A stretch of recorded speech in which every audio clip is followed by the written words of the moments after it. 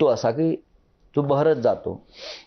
तसं ते झालं आणि शेवटी सुरुवात राज ठाकरे यांनीच केलेली आहे की त्याने एका मुलाखतीत सांगितलं की महाराष्ट्रासाठी किंवा मराठी माणसासाठी मी 2 पावलं मागे यायला तयार आहे.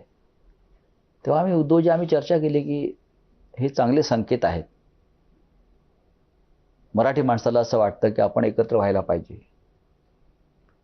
आता जर आपण एकत्र झालो नाही तर मराठी माणूस आपल्याला माफ करणार नाही. आपण मराठी माणसाचं राजकारण करतो. हिंदू बिंदू नंतर बघू आपण, ते आहोतच आपण, पण मराठी पण टिकलं तर हिंदुत्व टिकवलं इकडे.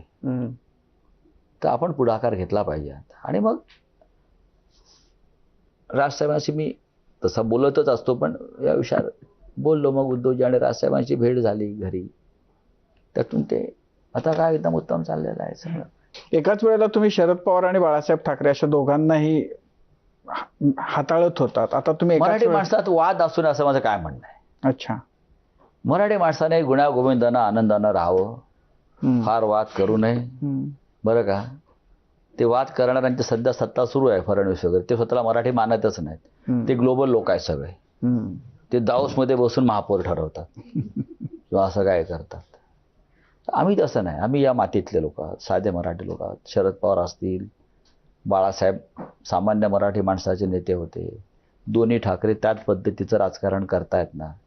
मराठी माणसामध्ये फार वाद राहू नयेत असं माझं शालेय जीवनापासूनची माझी भूमिका आहे. म्हणून आम्ही शिवसेनेकडे कायम राहिलो.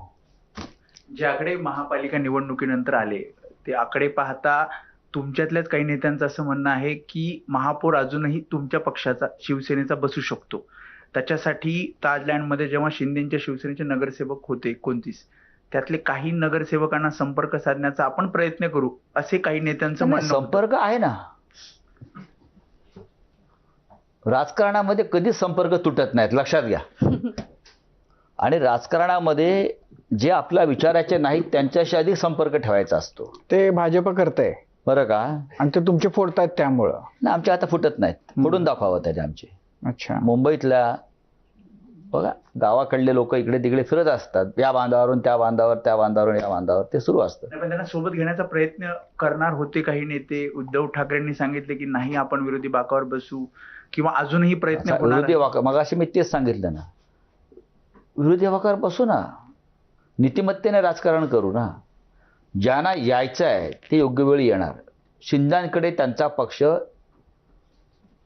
यापुढे राहणार नाही हे तुम्हाला खात्रीनं सांगतो. पुढली निवडणूक विधानसभा असेल, लोकसभा असेल, शिंदेकडे धनुष्यबाण नसणार. शिंदेनी चीफ जस्टिसला जरी पुष्पगुच्छ दिला असला, बरं का, असं वागले असले तरी पण भारतीय संविधान जे सांगताय, संविधानातलं जे 10th शेड्यूल सांगताय त्यानुसार, म्हणून ते तारखावर हिंमत नाही निर्णय द्यायची त्यांची, त्यानुसार धनुष्यबाण चिन्ह गोठवलं जाईल. आणि शिंद्यांना जे का अमित शहानी कंपनी चालवायला दिलेली आहे त्याचं शटर डाऊन होईल.